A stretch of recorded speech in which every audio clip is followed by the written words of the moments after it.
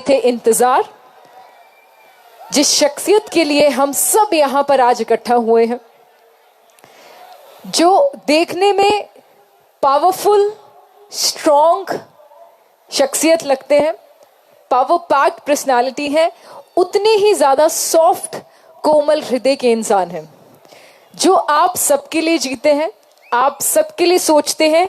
सच्चाई उनकी जिंदगी, जो सच्चाई शब्द है ना, वो ही उनकी जिंदगी है, उनकी जिंदगी ही सच्चाई है। कि हर एक प्रोडक्ट जो बनाते हैं सच्चे दिल से, वो ऐसे नहीं बनाया गया। अगर आज की डेट में 200 के आसपास प्रोडक्ट्स हैं, तो हर एक प्रोडक्ट के अंदर जो भी औषधियां इस्तेमाल की जाती हैं वो देशों विदेशों से मंगाई जाती हैं। बड़ी बड़ी लैब्स हैं, मैन्युफैक्चरिंग यूनिट्स हैं, उसमें ट्रायल किया जाता है, फिर कई महीनों के बाद एक प्रोडक्ट निकल के आता है, फिर उसको इस्तेमाल करते हैं, उसके जब बेस्टेस्ट रिजल्ट आते हैं तब जाके मार्केट में आप सबके लिए लेकर आते हैं। तो क्या ये सब एक के बाद एक बेहतरीन प्रोडक्ट्स, अगर सिर्फ पैसे ही कमाने हो तो वो तो हम सिर्फ चंद प्रोडक्ट से भी कमा सकते हैं, राइट? तो क्यों एक के बाद एक प्रोडक्ट्स आपके लिए लाते जा रहे हैं? क्या वो अपने लिए ला रहे हैं, आपके लिए बना रहे हैं? Absolutely right. अगर वो चाहें तो आज की डेट में बहुत सारे करोड़ कमा लिए हैं, बेहतरीन जिंदगी है, बहुत कुछ है, लेकिन फिर भी 6 महीनों से विजय रथ चल रहा है। और इसके अलावा जब मुझे पता चला विजय रथ जब कंप्लीट हो जाता है, फिर आप सबसे मीटिंग होती है, आपको सजेशंस दिए जाते हैं कि कैसे आप जिंदगी में आगे बढ़ सकते हैं। Am I right? All the leaders, क्या जिंदगी में आपको कोई ऐसे शख्सियत मिले हैं?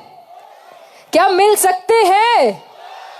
और वो है AWPL के निर्माता संजीव सर, जिनको मैं बोलूंगी किंग ऑफ डायरेक्ट सेलिंग। अच्छा, किंग ऑफ सोशल मीडिया भी है। मैं कह रही हूं पूरे वर्ल्ड में आप कोई भी एक मुझे कोई ऐसी ग्रेट लीडर बता दें जो डायरेक्ट सेलिंग इंडस्ट्री के MD CEO हैं और सोशल मीडिया पे इतने छाए हुए हैं। He is the only one in the world, I must say। और क्या कमाल का बोलते हैं तो हम सब जानते हैं, और कमाल का छाए हुए हैं। He is a celebrity himself in social media। आप सबके लिए तो सेलिब्रिटी है ही। तो चलिए दोस्तों, ज्यादा वक्त ना लेते हुए किंग ऑफ डायरेक्ट सेलिंग और यहाँ पर आएंगे आप सभी की। पहले तो मैं चाहती हूँ ढेर सारी तालियां हो जाए भाई, एनर्जी चेक होना चाहिए। दोनों हाथ उठाकर ढेर सारी तालियां कंटिन्यूअस बजाते रहे, ढेर सारी तालियां। Not bad. एक्साइटेड है, खुश है, प्रयागराज बहुत खुश है। अब आप सब अपना फोन निकाल लीजिए, क्योंकि अब सब फोन निकाल लीजिए और टॉर्च ऑन कर लीजिए।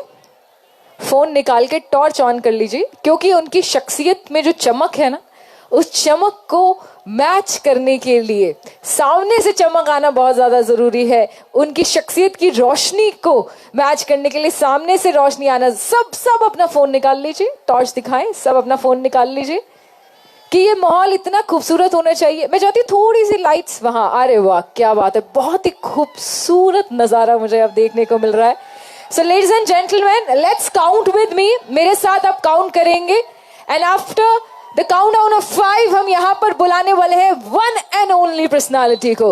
Alright, so let's count with me। 5, 4, 3, 2, 1। Can we have Dr. Sanjeev Kumar on the stage?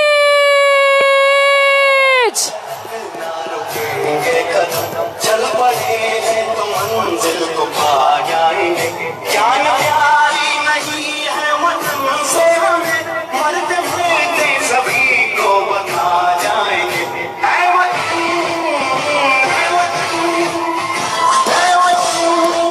जोरदार शोर doctor Sanjeev Kumar.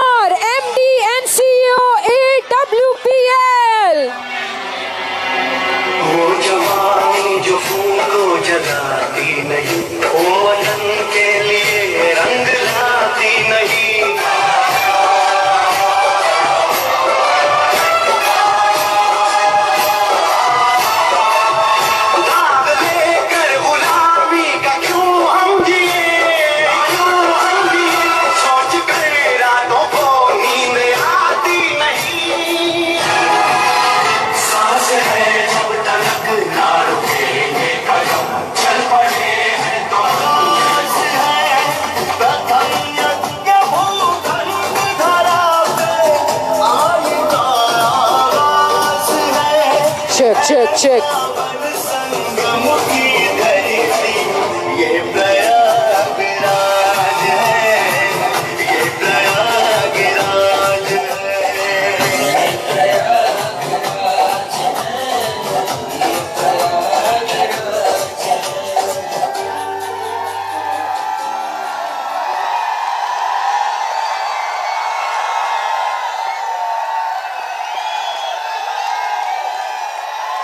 Thank you. आप सबका बहुत बहुत धन्यवाद। Thank you.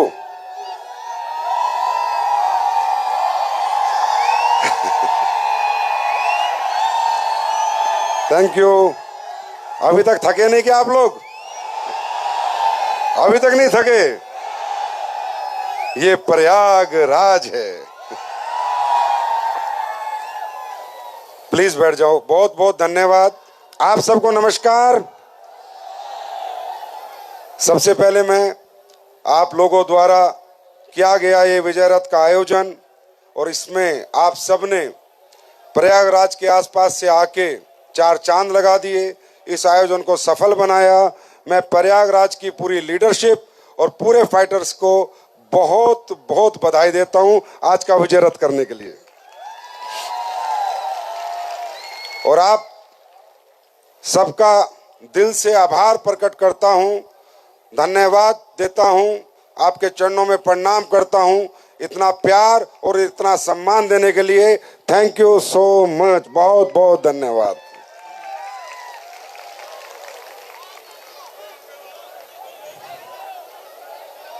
बैठ जाओ भाई, बैठ जाओ। बैठ जाओ, बैठ जाओ, बैठ जाओ। प्रयागराज अपने आप में एक बहुत पवित्र भूमि है और अब तो बहुत ही ज्यादा पवित्र हो चुकी है जब से इतना बड़ा महाकुंभ हुआ है। अब तो मुझे लगता है जो प्रयागराज में आके जो मांग लेगा वो काम हो जाएगा।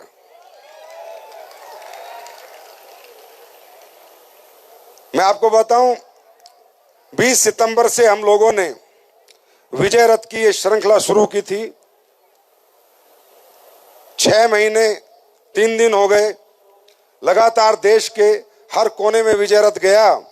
जम्मू कश्मीर हो, हिमाचल, कुल्लू मनाली हो, मदुरई हो, बेंगलोर हो, मतलब कश्मीर से कन्याकुमारी तक ये विजय रथ आज 34वें पड़ाव पे है। 34वां विजय रथ है और आउट स्टेशन का ये आखिरी पड़ाव है। और मैं बताते हुए अत्यंत हर्ष महसूस कर रहा हूं, शायद इस सदी में किसी भी डायरेक्ट सेलिंग कंपनी को इतनी मोहब्बत नहीं मिली, इतना प्यार नहीं मिला जो लोगों ने एसलीपीएस वेलनेस को दिया है।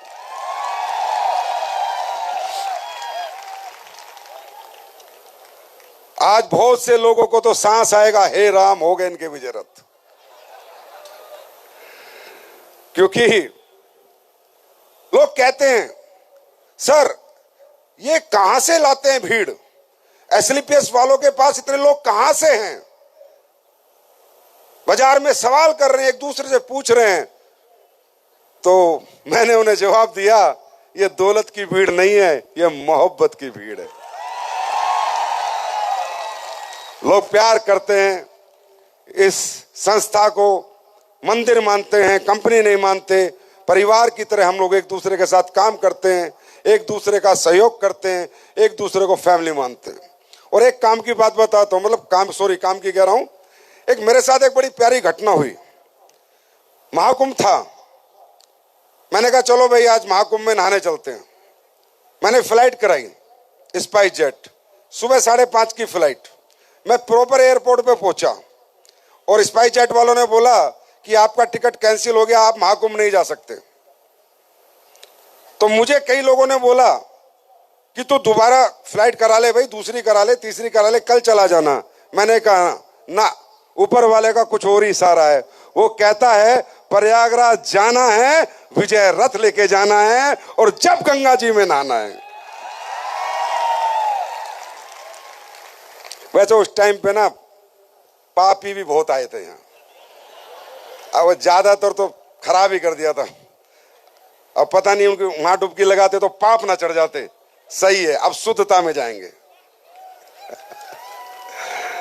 तो बहुत अच्छा लगा आपके बीच में आके।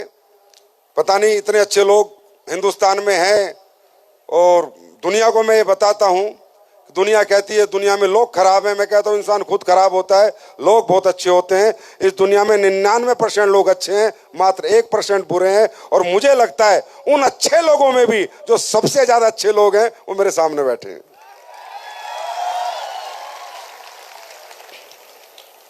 जानना चाहते हो कुछ? पहली बार कितने लोग आए हैं? First time? बहुत से लोग हैं, ज्यादातर लोग फर्स्ट टाइम आए हैं।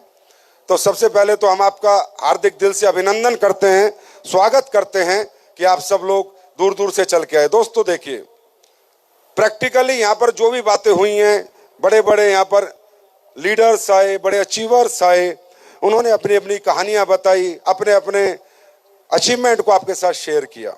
मैं ये कमा रहा हूं, मैंने ये कर लिया, मैं गरीब था, मैं सब्जी बेचता था, मैं नौकरी करता था, मैं सिक्योरिटी गार्ड था, मैं पहले किसी डायरेक्ट सेलिंग कंपनी में काम करता था, मैं ये नहीं कर पाया, वो नहीं कर पाया, मैंने यहाँ ये प्राप्त कर लिया, इतने पैसे कमा लिए, इतनी गाड़ी कमा ली, आज मेरे पास ये है, दौलत है, शोहरत है। ठीक है, तो इससे क्या होता है, जब कोई ऐसे बताता है तो कुछ लोगों को मोटिवेशन आता है, कुछ लोगों को इंस्पिरेशन आता है और कुछ को नहीं आता है। सवाल होते हैं मन में, ये कैसे हो रहा है, क्यों हो रहा है, मैं कर पाऊंगा या नहीं कर पाऊंगा, मुझसे होगा नहीं होगा, क्या ये बिजनेस मेरे लिए भी है, क्या ये प्रोडक्ट मेरे लिए भी है, क्या ये संस्था मेरे लिए भी है, क्या मेरा भी यहाँ कैरियर बन सकता है, नहीं बन सकता, क्या छोड़ो मैं तो प्रोग्राम देख के चला जाऊंगा, मेरी नौकरी ठीक है, मेरी खेती ठीक है, मेरा बिजनेस ठीक है। क्यों? क्योंकि आप यहाँ सिर्फ चंद घंटे बैठे हो, 5 या 6 घंटे। सर 5-6 घंटे में क्या जिंदगी समझ आ सकती है? क्या 5-6 घंटे में आप इसकी गहराई तक जा सकते हो? क्या 5-6 घंटे में आप सही फैसला ले सकते हो? बहुत मुश्किल हो जाएगा, लेकिन मैं कोशिश करूंगा आपको समझाने की। आपको यहां किसी से मोटिवेट होके नहीं जाना है, आपको यहां किसी से इंस्पायर होके भी नहीं जाना है, आपको एक समझ लेके जानी है, क्या सही है क्या गलत है। अगर आपको लगता है 0.001% कि यहां कुछ भी गलत है, तो आपको बिल्कुल यहां काम नहीं करना है, बिल्कुल यहां के बारे में नहीं सोचना है। अपने अपने जो काम कर रहे हो वो करो। और आपको लगता है कि यहां पर 0.001% कुछ भी गलत नहीं है, तो फिर जो आपको लेके आया है उसके साथ बैठना है और पूरी रात बैठ के समझना है, बता भाई क्या चीज है। दोस्तों, दुनिया में कोई भी व्यक्ति इस पृथ्वी पे आता है तो उसे अपना पेट पालने के लिए कुछ ना कुछ करना पड़ता है। यस और नो? कोई ना कोई काम कर रहा है, कोई खेती कर रहा है, कोई बिजनेस कर रहा है, कोई नौकरी कर रहा है, कोई टीचर है, कोई प्रोफेसर है, कोई डॉक्टर है, कोई इंजीनियर है। हर आदमी की अपनी अपनी समझ है, हर आदमी को अपने अपनी काबिलियत के अनुसार जीवन जीने का, जीवन यापन करने का, रोजगार करने का, कमाने का मौका मिलता है। यस और नो? और हर आदमी हर काम नहीं कर सकता। हर आदमी इंजीनियर नहीं बन सकता, हर आदमी डॉक्टर नहीं बन सकता, हर आदमी आर्किटेक्ट नहीं बन सकता, हर आदमी साइंटिस्ट नहीं बन सकता। यस और नो? हर आदमी क्रिकेट, हर आदमी हर काम नहीं कर सकता। लेकिन कोई भी व्यक्ति किसी भी काम को कब करता है? जब उसको काम करने में मजा आता है और उसका मन लगता है। अगर आपका मन नहीं लगता किसी काम में, कोई आपको करोड़ों का काम बताए चाहे अरबों का काम बताए, आपसे नहीं होगा। आप 2-4 दिन कर पाओगे, 5वें दिन छोड़ दोगे, बोला यार मुझसे नहीं हो रहा, ये मेरे से नहीं हो रहा। क्यों? क्योंकि आपका मन नहीं लग रहा। कोई भी व्यक्ति किसी भी व्यक्ति से काम करवा नहीं सकता जब तक उसकी अंतर आत्मा आवाज ना दे, तब तक उसकी आत्मा गवाही ना दे कि ये काम मुझे क्यों करना है, किस लिए करना है। और उसको काम करने में आनंद आना चाहिए। हमें पढ़ने में आनंद नहीं आता था, पर क्रिकेट में आनंद आता था। क्यों? वहां हमारा मन लगता था। पढ़ाई में हमारा मन नहीं लगता था। अब काम में मन कब लगता है? जब हमें ये पता हो ये काम सही है या गलत है, एक बात। दूसरी, क्या इस काम के करने से सिर्फ मेरा ही भला हो रहा है, सिर्फ मैं ही पैसे कमाऊंगा, सिर्फ मैं ही बड़ा आदमी बनूंगा, या मेरे काम से समाज का सोशल भी मैं कुछ कर पाऊंगा? क्या मेरा काम समाज के उत्थान के लिए है? क्या मेरे काम करने से समाज की समृद्धि आएगी? क्या मेरे काम करने से समाज में भी कुछ अपग्रेडेशन आएगा? और मैं गारंटी देता हूं दोस्त, एक व्यक्ति कितनी ही दौलत कमा ले, उसे उतनी खुशी नहीं मिलती जब उसकी वजह से अगर कुछ लोग दौलत कमा लेते जितनी खुशी उसे जब मिलती। हाँ या ना? तो पहले हम काम समझते हैं। दोस्तों, 2014 में मेरे मन में एक विचार आया कि यार कुछ करना है, पैसे कमाने के लिए, तरक्की करने के लिए कोई काम करना है। प्रैक्टिकल मैंने काम ये इसलिए चुना कि मुझे भी पैसा कमाना है, तरक्की करनी है। लेकिन मेरे मन में एक साथ में एक विचार और था कि यार संजीव, पैसे तो कमाने हैं पर किसी की बद्दुआ नहीं लेनी है, किसी का दिल नहीं दुखाना है। पैसे कम आए या ज्यादा आए, कुछ ऐसा काम परमात्मा मुझे दे कि मैं पैसे भी कमा लूं और लोगों का प्यार भी पालूं, लोग मुझे दुआएं दें। क्योंकि मैं देखता हूं लोग पैसे कमाने के लिए कैसे कैसे करते कर रहे हैं, कैसे कैसे 2 नंबर के काम कर रहे हैं, कैसी कैसी चीजें बेच रहे हैं, कैसे लोगों को ठग रहे हैं। और मैं ये नहीं चाहता था कि मेरे को पैसे कमा के कोई मुझे गाली दे। जैसे आज आप लोग सुनार के यहाँ अपनी बेटी की शादी में सोना लेके आओगे, जरूरत आपकी है, सोना लेके आओगे और बाहर आते क्या बोलोगे? ये सुनार तो हरामजादा अपनी माँ का भी नहीं होता। बोलते हो नहीं बोलते? जरूरत की चीज भी लेके आते हो और गाली भी देते हो। तो मैं नहीं चाहता था यार जिंदगी में हमें भगवान दौलत कम दे, ज्यादा दे, पर गालियां कोई ना दे। तो फिर मैंने विचार, ऊपर वाले ने मेरे के अंदर तो क्या औकात है विचार की, परमात्मा ने कोई समझ दी कि यार अगर तूने किसी प्रॉब्लम पे काम कर लिया, सोशल समाज की किसी तकलीफ में काम कर लिया, तो शायद ऐसा हो कि लोग दौलत भी देंगे और दुआएं भी देंगे। वो काम क्या था? वो काम मुझे लगा आज हमारा देश, आप इस बात के गवाह हो और आप डिनाय नहीं कर सकते, सबसे ज्यादा हमारे देश में अगर आज कोई प्रॉब्लम है तो वो है घर घर बीमारी। हाँ या ना? घर घर बीमारी, हर घर में बीमारी। और दूसरी प्रॉब्लम है बेरोजगारी। पढ़े लिखे बच्चे, बीटेक, बीबीए, एमटेक, एमबीए, 25-25 हजार रुपए महीना नहीं मिल रहे उनको, 30 हजार रुपए महीना नहीं मिल रहे उनको, क्योंकि एम्प्लॉयमेंट नहीं है। कहां कहां कितनी फैक्ट्री खुलेंगी? सरकार भी बेचारी कितनी नौकरी दे सकती है? सरकार का भी एक सीमित साधन है। और दूसरा बीमारी। आज आप लोग मानते हो कि एक घर में जो भी पैसा एक व्यक्ति कमा के ला रहा है, उसका एक हिस्सा कहीं ना कहीं मेडिकल में उसका जा रहा है। हाँ या ना? यस और नो? और पता नहीं इतनी सारी बीमारी ये रातों रात आ कैसे रही है। दूसरी बात, मुद्दे की बात, ये वायरस नहीं है, कोई बैक्टीरिया भी नहीं है, फिर ये बीमारी कौन सी है? ये सारी हैं लाइफस्टाइल डिजीज। जो खाना हम जीने के लिए खाते हैं वही खाना आज लोगों की मौत का कारण बना। क्यों? क्योंकि लोगों को समझ ही नहीं है क्या सही है क्या गलत है, सिस्टम को भी समझ नहीं है, सिस्टम भी इतना कड़क नहीं है कि इन चीजों पे कंट्रोल करे और लोगों को गलत चीजें खाने से रोके, गलत खाना ना खाने दे। आज घर घर डायबिटीज, घर घर लीवर की प्रॉब्लम, घर घर घुटने की प्रॉब्लम। हाँ या ना? और एक गांव में जाओ, हर गांव में 10-15 लोग कैंसर के मिलेंगे। हर गांव में 10-15 लोग कैंसर से ग्रसित मिलेंगे। जाके आप सर्वे कर लो। ये कैसे हुआ? ये क्यों हुआ? और इसका सॉल्यूशन क्या है? ये 3 चीजें हमें जाननी बहुत जरूरी है। सबसे पहले, ये क्यों हुआ? ये इसलिए हुआ कि जब अंग्रेज तुम्हारे भारत में आए थे तो उनके दिमाग में एक ही बात थी कि भारत पे राज नहीं किया जा सकता जब तक भारत के लोगों को कमजोर ना करो।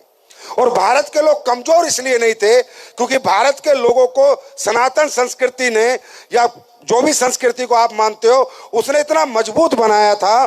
शारीरिक रूप से भारत इतना मजबूत था कि लीवर लोहे के जैसे थे, लोगों के लोहे के जैसे। याद करो, आज से 100 साल पहले, 60 साल पहले हमारे गांव का बूढ़ा 2 किलो देसी घी पी जाता था और डकार भी नहीं लेता था। आज 2 चम्मच में 10 लग जाते हैं। मैं गलत हूं तो मुझे बताओ, आप मुझे बताना। मेरी एक भी बात गलत लगे ना भाई साहब, एक भी, जिंदगी में मेरी कंपनी की तरफ मत देखना। एक भी। 6.5 फुट और 7 फुट के लोग हिंदुस्तान में होते थे, 7.5 फुट के लोग। आज बच्चे 5 फुट से ऊपर नहीं जा रहे। क्यों किया ये? क्योंकि कमजोर करना था। 2 किलो रसगुल्ले, आज 1 चीनी का चम्मच के लिए डॉक्टर मना कर रहा है, डायबिटीज हो जाएगी। ये हमारे बुढ़े 3-3 किलो रसगुल्ले खा के डकार नहीं लेते थे। सही कह रहा हूं, गलत कह रहा हूं? है ना? तो जब अंग्रेज आए तो उनको मालूम चला कि ये देश बहुत शक्तिशाली लोगों का है। इनका लीवर नहीं है, लोहा है, लोहे की मशीन है, जो डाल दो वही पीस देते हैं। अब इनका सिस्टम खराब करो, इनको ऐसा सोच दो, ऐसी चीजें बना के दो जिनको इनकी जबान पे लत लग जाए और ये उसके एडिक्टिव हो जाए। भाई साहब, क्या जानते हो आप इस धरती पे क्या क्या खेल हो रहे हैं और कौन कौन क्या क्या खेल कर रहा है? ज्यादा गहराई में नहीं जा सकता, ऊपर ऊपर बता सकता हूं। यहां इंसान की कोई वैल्यू नहीं है। यहां मार के पैसे कमाओ, काट के पैसे कमाओ, कैसे कमाओ, बस पैसे कमाओ, पैसे कमाओ, पैसे कमाओ। बावले हो गए हैं लोग पैसे कमाने के लिए। लोग मरे तो मरे, कटे तो करे, किसी का बाप मरे, किसी की माँ मरे, किसी की बहन मरे, कोई फर्क नहीं पड़ता, बस पैसे बनने चाहिए। अंग्रेजों ने वही खेल किया। अंग्रेजों ने सबसे पहले तुम्हें पिलाई चाय। चाय हिंदुस्तान में पी जाती थी क्या पहले? अब चाय पीने से क्या होता है मालूम? भूख मर जाती है। और जब आदमी की भूख मर जाएगी, खाएगा नहीं तो ताकतवर कैसे बनेगा? अंग्रेजों ने चाय लेके आए, अंग्रेज बिस्किट लेके आए, अंग्रेज बर्गर लेके आए, अंग्रेज नूडल लेके आए। ये सब अंग्रेजी खाना हिंदुस्तान में तो किसी को पता भी नहीं था ये होता क्या है। और क्या किया? पहले हिंदुस्तान के लोगों को कमजोर किया, बीमार किया और फिर अंग्रेजी दवाइयों से इलाज किया। समझ रहे हो? ये एक बड़ा लंबा चौड़ा तरीका था, सिस्टम था इन लोगों का। आज हमारे यहां नॉर्मल डिलीवरी होनी बंद हो गई। अगर हमारी कोई मां बहन प्रेग्नेंट है और वो चली जाए अस्पताल में तो कट के ही आएगी। क्यों? कहां चलेगी नॉर्मल डिलीवरी? पहले तो होती थी नॉर्मल डिलीवरी, आज क्यों नहीं होती नॉर्मल डिलीवरी? क्योंकि हर आदमी को, ये मनुष्य का जो जन्म है अरबों खरबों का, ये जो हमारा शरीर है, लोगों ने इसको दुकान समझ लिया, लोगों ने इसको अपनी कमाई समझ लिया, लोगों ने सिर्फ इसका इस्तेमाल करके पैसा कमाने का एक सोर्स समझ लिया। दोस्तों, हकीकत बता रहा हूं, आने वाला समय बहुत भयावह है, बहुत खतरनाक है। आप अभी से समझ जाओ, नहीं तो मैं तो चला जाऊंगा कल सुबह यहां से। जीवन भर मेरी बात याद रखना, लोगों ने किसी को फर्क नहीं है कौन मर रहा है, कौन जी रहा है, कौन गरीब है, किसका हॉस्पिटल में कितना पैसा लग रहा है, किसके बेचारे के पास पैसे हैं, किसके पास पैसे नहीं, कौन इलाज करा पाएगा, कौन नहीं। आपका एक्सीडेंट हो जाए, हॉस्पिटल एडमिशन नहीं लेगा जब तक आप फीस जमा ना कर दो। आपकी माँ तड़प रही हो, बाप तड़प रहा हो, जब तक फीस जमा ना करो आपका ऑपरेशन नहीं होगा। है या ना? अरे यस और नो? और आने वाला समय इससे भी खतरनाक है। अभी कोविड के बारे में पता चला था ना कि ये भी किसी ने फैलाया था। दुनिया मरी, किसी का कोई गया, किसी का कोई गया। किसी को क्या फर्क पड़ता है? किसी को क्या फर्क पड़ता है? जाए तो किसी का जाए, किसी के नोट बन गए, किसी ने दौलत बना ली। तो भाइयों, एक बात समझ लो, हमारे साथ काम करना मत करना हो जाए बाहर में, बाद में देखेंगे। पहले अपना सेहत का ध्यान रखो, अंग्रेजी खाने का बहिष्कार करो और देसी खाना खाओ।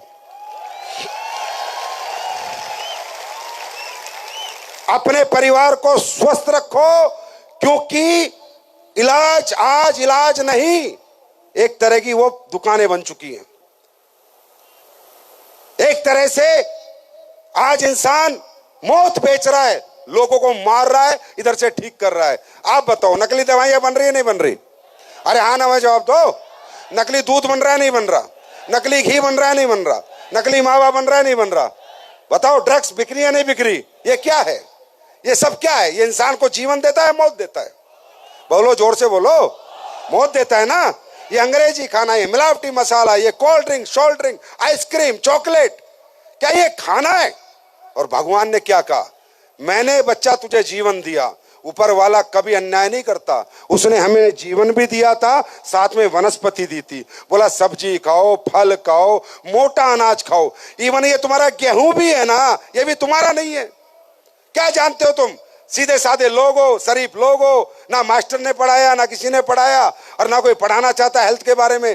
अरे गेहूं तुम्हारा प्रोडक्ट ही नहीं है। गेहूं तो अमेरिकन लैब का प्रोडक्ट है। अमेरिका से आती है गेहूं की जितनी भी नस्लें आज तक आई हैं, और दुनिया का सबसे ज्यादा मार्केटिंग करके कुछ भी कचरा बेचने वाला देश है वो। कुछ भी, लोगों को बेवकूफ बना के कुछ भी बेच देता है वो। ये तुम्हारी जो गाय है, कौन सी, वो अमेरिकन गाय, मालूम है? ये गधी की है और सुअर की ब्रीड है। ये अमेरिकन लैब में बनी हुई गाय है। हमारे यहां देसी गाय होती थी। चावल तुम्हारा प्योर नहीं है। जो चावल भी तुम खाते हो ये भी लैब में बना हुआ चावल है। आज के गन्ने भी तुम्हारे नहीं है, ये भी वहां से आते हैं। क्या जानते हो तुम? सब खेल है कि बस कमजोर हो जाए लोग, बीमार हो, और जो लोग बीमारी पे काम कर रहे हैं उनको फायदा हो, और उनसे अमीर आज धरती पे कोई नहीं है। पूरी धरती के सबसे अमीर लोग वो हैं जो हेल्थ बेच रहे हैं। मेरी बात समझ में आ रही है? दोस्तों, आप अपने परिवार को स्वस्थ रखना चाहते हो तो सिर्फ एक ही काम करो, देसी खाने से जुड़ो, अपनी पुरानी परंपराओं से जुड़ो, अपनी संस्कृति से जुड़ो। जो वो था वो सही था, जो उन्होंने बनाया था वो बिल्कुल सही बनाया था। पैसे कमा लेंगे, काम कर लेंगे, छोड़ दो, शरीर रहेगा तभी तो, हाँ या ना, यस और नो? तो ये काम हमारे लोग कर रहे हैं। अब हम क्या कर रहे हैं वो जानो। हम क्या कर रहे हैं? हम गांव गांव जाके, घर घर जाके, सेमिनार करके, ट्रेनिंग करके लोगों को सिखा रहे हैं, समझा रहे हैं कि क्या खाना आपके लिए सही है, क्या खाना आपके लिए गलत है। अगर आप ये चीज छोड़ोगे तो फायदा होगा। आइसक्रीम मत खाओ, कोल्ड ड्रिंक मत पियो, नूडल मत खाओ, ये मत करो, वो मत करो। लोगों को बता रहे हैं। हमारी बात कोई माने ना माने उससे हमें फर्क नहीं पड़ता। लोगों को बता रहे हैं, सुबह उठो, गर्म पानी पियो, 1-2 गिलास, शाम को खाना कम खाओ, थोड़ा टहल टूल लो। ये हम लोगों को जा जाके गाइड कर रहे हैं। हम लोगों को बता रहे हैं, भाइयों तुम्हारा जो ये गट बना है, जो लीवर बना है, इसको कमांड ही नहीं है अंग्रेजी खाना पचाने की। क्योंकि जब मनुष्य पैदा हुआ था ना पृथ्वी पर, तो ना पिज्जा था ना जीजा था। समझे? जब ये भगवान ने पैदा किया था ना इंसान, तो पिज्जा बनता था क्या उस टाइम? बिस्कुट बनते थे। तो जब भगवान ने लीवर बनाया तो लीवर को सब सिखाया है भगवान ने। आम को कैसे पचाना है, गोभी को कैसे पचाना है, आलू को कैसे पचाना है, मटर को कैसे पचाना है, पिज्जा कैसे पचाना है ये नहीं बताया। अब जब पिज्जा अंदर जाता है तो लीवर बोलता है ये पिज्जा कहां से आ गया जीजा, इसका क्या करूं, और उसको इधर उधर फेंक देता है। इसलिए हम लोग बीमार होते हैं। राइट? आज हमारी संस्था क्या कर रही है? पिछले 11 साल से हमने करोड़ों लोगों को ज्ञान दिया, क्या सही है क्या गलत है। हम लोगों को कहते हैं दुनिया का सबसे बड़ी औषधि तुम्हारे घर का मसाला है। अगर तुम साबुत मसाला लाके कूट के खाओगे तो उसी में ही तुम्हारे को बहुत औषधियों की ताकत मिलेगी। ये हम बता रहे हैं, अभी तो हम बेच भी नहीं रहे, आएंगे, लाने वाले समय में लाएंगे। हम ये काम कर रहे हैं, लोगों को घर घर जाके समझा रहे हैं। इससे कुछ लोग छोड़ रहे हैं, कुछ लोग दूर हो रहे हैं। मैं ये कहता हूं, कोई हमारा प्रोडक्ट ले ना ले, हमें मतलब नहीं। किसी को हमारा प्रोडक्ट चाहिए नहीं चाहिए, हमें मतलब नहीं। पर जब हम ये प्रोग्राम करते हैं, लोगों को समझाते हैं, तो कोई हमें मिल जाता है कि भाई साहब आप क्या करते हो? तो हम कहते हैं हम आयुर्वेदिक, अपनी 5000 साल पुरानी संस्कृति, अपनी 5000 साल पुरानी ताकत, जब ये दुनिया में अंग्रेजी कुछ नहीं था, उस आयुर्वेद का प्रचार प्रसार कर रहे हैं। हम दुनिया का नंबर 1 आयुर्वेदिक प्रोडक्ट बना रहे हैं। हम बेचते नहीं है सर, लोग खुद खरीद लेते हैं।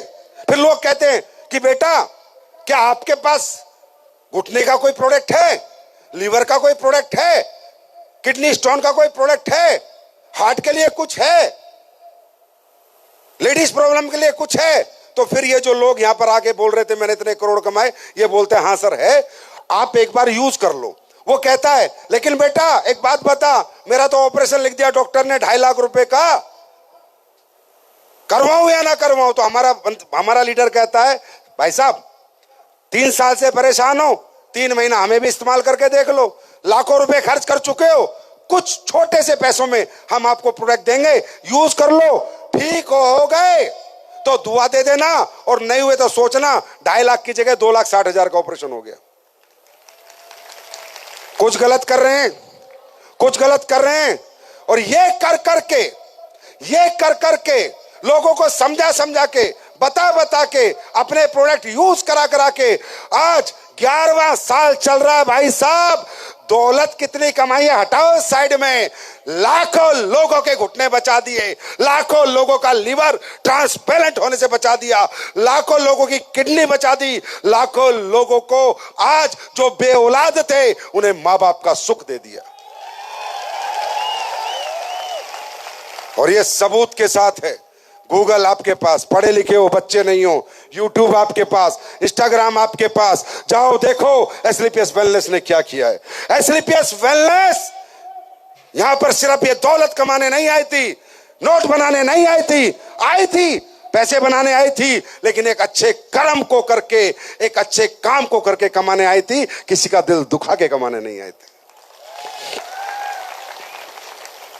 11वें साल में हैं, 11वें साल में डबल फिगर में आए हैं।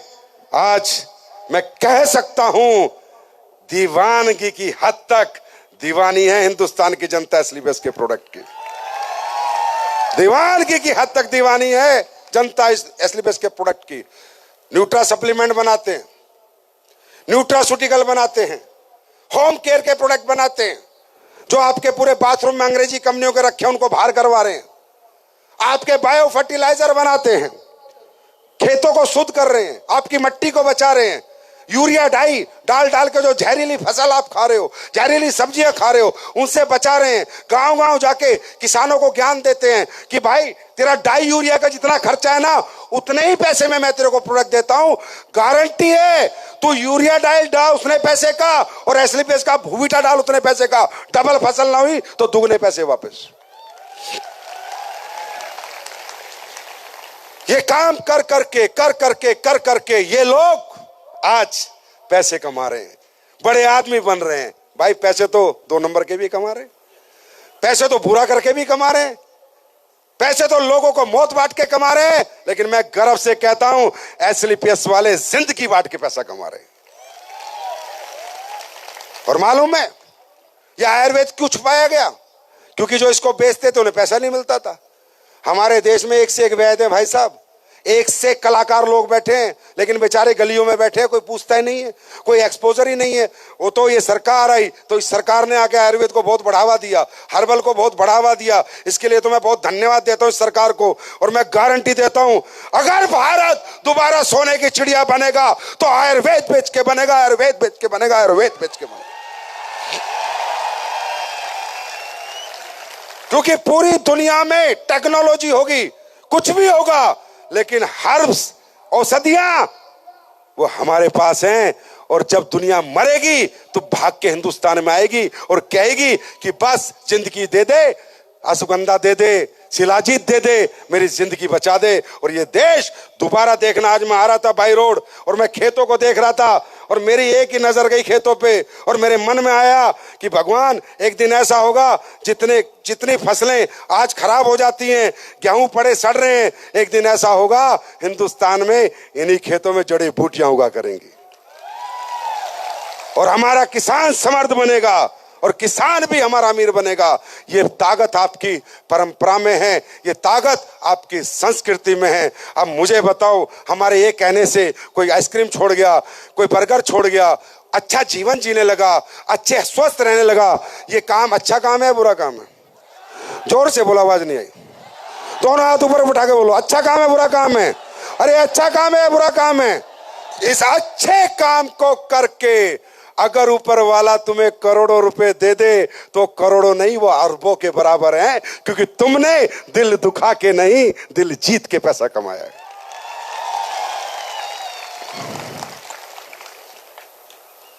Are you ready? अब बात करते हैं बेरोजगारी की। आज इसी काम को करने के लिए आपको 1 रुपया नहीं लगाना, 5 पैसे नहीं चाहिए भाई हमें आपसे। प्रोडक्ट लो, इस्तेमाल करो, अच्छा लगे तो प्रचार करो, वरना फेंक दो। इतना चैलेंज करने वाला भारत में आज तक कोई माइकालाल मैनेजिंग डायरेक्टर पैदा नहीं हुआ। पहले प्रोडक्ट लो, 1 रुपया नहीं चाहिए मुझे आपसे। पेस्ट ले लो, अरे 65 रुपए की एक साबुन इस्तेमाल कर लो। डायरेक्ट सेलिंग का मतलब मैं समझाता हूं। तुमने डायरेक्ट सेलिंग देखी होगी, नकली शकली जो होती थी इधर उधर फालतू की डायरेक्ट सेलिंग, जहां सिर्फ सपने बेचे जाते थे, लोगों को बेवकूफ बनाया जाता था। ये जोड़ ले ये मिलेंगे, ये जोड़ ले ये मिलेंगे, वो सब एक चोरी थी, ठगी थी। असली डायरेक्ट सेलिंग का मतलब जानते हो? असली डायरेक्ट सेलिंग का मतलब है दुनिया का ऐसा प्रोडक्ट बनाओ, इतना बेहतर प्रोडक्ट समाज के लिए बनाओ कि वो प्रोडक्ट बाजार में मिले ना, दुकान दुकान घूम लो, पर वो क्वालिटी मिले तो सिर्फ एसलीपीएस में मिले। उसको कहते हैं असली धंधा। और धंधा प्रोडक्ट पे चलता है, लालच पे नहीं चलता। इतने अरब मिलेंगे, इतने खरब मिलेंगे, अरे बाद की बात है, काम क्या करना है, प्रोडक्ट क्या बेचना है। कंज्यूमर खुश है या नहीं, जिसने खरीदा है वो दुआएं दे रहा है नहीं, वो गाली तो नहीं दे रहा कि कंपनी वाले आए चिपका के चले गए, बेवकूफ बना के चले गए। अगर मैंने ये काम किया तो ऐसा पैसा क्या फायदा, ये पैसा किस लिए कमाना, फिर इतना बड़ा काम क्यों करना था, फिर तो ड्रग्स ही बेच लेते, उल्टे सीधे काम ही कर लेते, सही काम क्यों करना था। तो सही डायरेक्ट सेलिंग का मतलब है, अगर आप एक लाइन में डायरेक्ट सेलिंग जानना चाहते हो तो इसका मतलब है दुनिया के सबसे बेहतर क्वालिटी प्रोडक्ट बनाओ और डायरेक्ट सेलिंग मॉडल से बिकवाओ, उसको असली डायरेक्ट सेलिंग कहते हैं। वो भी क्यों? क्योंकि भाई जब तुम असली प्रोडक्ट बनाओगे ना, असली घी बनाओगे तो महंगा बनेगा, असली प्रोडक्ट बनाओगे तो महंगा बनेगा। और बाजार में महंगे प्रोडक्ट बेचने का चलन नहीं है। बाजार के लोग कहते हैं प्रोडक्ट कितना ही बेकार हो लेकिन प्राइस बराबर होना चाहिए। ए कंपनी, बी कंपनी, सी कंपनी, डी कंपनी जितने में बेच रही है इतने में आप बेचो, तब हम आपका प्रोडक्ट बेचेंगे, नहीं तो नहीं बेचेंगे। इसलिए दुनिया में क्वालिटी प्रोडक्ट बनते हैं तो दो ही तरीके से बिकते हैं, या तो खुद का शोरूम खोल के बिकते हैं या डायरेक्ट सेलिंग का मॉडल अपना के बिकते हैं। डायरेक्ट सेलिंग बनी ही इसलिए थी कि दुनिया के सबसे क्वालिटी प्रोडक्ट बन सके और बिक सके। और हम तो चैलेंज करते हैं भाई, ओपन चैलेंज। हम एक पेस्ट बनाते हैं भाइयों, नए आदमी कितने हैं पहली बार? नहीं भाई, हम बनाते हैं एक पेस्ट, ठीक है, दांतों का। दांत से ऊपर जीवन में कुछ नहीं है। दांत गए तो सब कुछ गया, स्वाद गया। आदमी स्वाद का नहीं तो पैसे का क्या करेगा, कुछ खा नहीं सकता। तो हम बनाते हैं एक पेस्ट, दुनिया का बेहतर पेस्ट, गारंटी 270 रुपए का देते हैं भाई। बाजार में मिलता है 60-70 रुपए के। उनमें क्या डला है मैं बता नहीं सकता, बेचारे मेरे पीछे पड़ जाएंगे सोच के कि सारी बात खोल रहा है। राइट, पेस्ट क्या होता है और दांतों का पेस्ट क्या होता है? मैं कहता हूं एसलीपीएस में छोड़ो, बाद में आएंगे। एक पेस्ट लेके चले जाओ और गारंटी देता हूं 3 दिन कर लेना, अगले 30 साल तक छोड़ नहीं सकते। साला नशा हो जाएगा कि चाहिए तो डेंटोडो की चाहिए। चैलेंज है मेरा आपसे, उसके बाद काम करेंगे। ये प्रोडक्ट हमने बनाए, ये बनाए, ऐसे काम किया, तभी तो मात्र 10 साल में भारत देश का रिकॉर्ड बना डायरेक्ट सेलिंग में। 1100 करोड़ रुपए का टर्नओवर किया एक साल में। सबसे ज्यादा करोड़पति बने, सबसे ज्यादा गाड़ियां। क्यों? अच्छा काम करके। क्योंकि भाई जनता जनार्दनी सब कुछ है। जनता एक्सेप्ट करेगी तो बड़े और जनता लात मारेगी तो छोटे। जनता से ताकतवर धरती पे कोई नहीं है। ये घमंड है किसी को, मैं बहुत कुछ हूं, मैं बहुत कुछ हूं। मैं क्या हूं? मैं एमडी हूं, मैं कंपनी मालिक हूं। काहे का मालिक हूं? जनता खत्म, मालिक खत्म। काहे का मालिक है? हाल मालिक घूमेगा कटोरा लेके भाई देना। कोई मालिक सालिक नहीं है। अगर रियल मालिक होती है किसी भी व्यक्ति की जिंदगी में, वो आम जनता होती है। जनता खुश तो मैं खुश। हाँ है ना? तो जनता कब खुश रहेगी, कब प्यार देगी आपको? आज लोग कहते हैं भीड़ होती है एसलीपीएस में, बैठने की जगह नहीं, देखो घूम के एक कोना खाली नहीं। क्यों? क्या हमने कोई लालच दिया है? और इतना बड़ा अंबानी का बेटा थोड़ी हूं भाई जो इतना लालच दे दूंगा। मैं तो मिडिल क्लास का बच्चा हूं, मेरी क्या औकात है, मैं क्या लालच दूंगा? ये क्या खींच के लाता है इनको? हमारी मोहब्बत, हमारे प्रोडक्ट के रिजल्ट। हमने किया होगा कुछ ऐसा जो एक पैर रखने की जगह नहीं है। मैं कोई लॉटरी चला रहा हूं? कोई लॉटरी का टिकट दिया तुम्हारे को कि पहला नंबर गाड़ी, दूसरा नंबर ट्रक? कुछ नहीं है। बिना पसीने के 5 रुपए नहीं देते हम। 5 रुपए फ्री के नहीं मिलते हमारे यहां, मेहनत करनी पड़ती है। ये काम करके आज ये लोग भारत में तरक्की करते हैं। आर्थिक समर्थ हो रहे हैं, अपने परिवार की दुख तकलीफ दूर कर रहे हैं। और मुझे लगता है कि इस काम में दौलत कितनी है पता नहीं, पर जब कोई ठीक होकर दुआ देता है और कोई बुजुर्ग आके सिर पे हाथ रखता है कि बेटा तेरी वजह से जिंदगी बच गई, भाई साहब ऐसा लगता है कि जीवन सफल हो गया। बात समझ में आ रही है? अब मुद्दा यह है कि सर मैं काम करूं या ना करूं, मुझसे होगा या नहीं होगा, या मैं इस काम को कैसे करूं और क्यों करूं। दोस्तों, डायरेक्ट सेलिंग का मॉडल बना ही इसलिए था कि जो लोग कुछ नहीं कर सकते और कुछ नहीं बन पाए, उम्र निकल गई, समय निकल गया, शादी हो गई, अब कुछ करने के लिए है नहीं, डायरेक्ट सेलिंग। मैं कब कहता हूं डायरेक्ट सेलिंग करो? डायरेक्ट सेलिंग का मॉडल उन लोगों के लिए ही बना है जिनको लगता है मैं कुछ नहीं कर सकता, वही यहां सब कुछ करता है। जिनको पूरे समाज ने दुत्कार दिया, पूरे समाज ने धिक्कार दिया, जिनको माँ बाप ने बोल दिया जा तेरे बस की कुछ नहीं है, जिसकी बीवी ने बोल दिया हस्बैंड को जा तेरे बस की कुछ नहीं है, जिसके दोस्तों ने बोल दिया चल तू कुछ नहीं कर सकता, ये इंडस्ट्री उन लोगों के लिए बनी है जो दुनिया कहती है कुछ नहीं कर सकता। हम कहते हैं भाई साहब हमारे साथ आ जाओ, तुम इतना कुछ कर दोगे कि वो भी तुम्हारे साथ लग जाएंगे। क्यों? क्योंकि मुझे एक बात का जवाब दे दो, इस दुनिया में जो पृथ्वी पे पैदा हो रहा है वो व्यक्ति अपनी तरक्की चाहता है नहीं चाहता?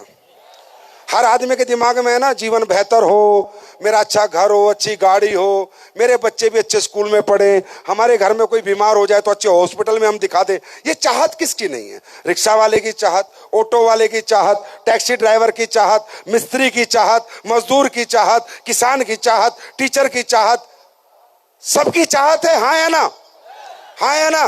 कि मेरे जीवन में कुछ बेहतर हो। जो किराए पे रहता है वो सोचता है हे भगवान मेरा खुद का मकान हो। जो बाइक पे चलता है वो सोचता है हे भगवान कोई काम दे दे, मुझे गाड़ी मिल जाए। तरक्की और जीवन में समृद्धि हर व्यक्ति चाहता है या नहीं चाहता? अरे हाँ या ना? पर क्या ये सबका ख्वाब पूरा हो जाता है?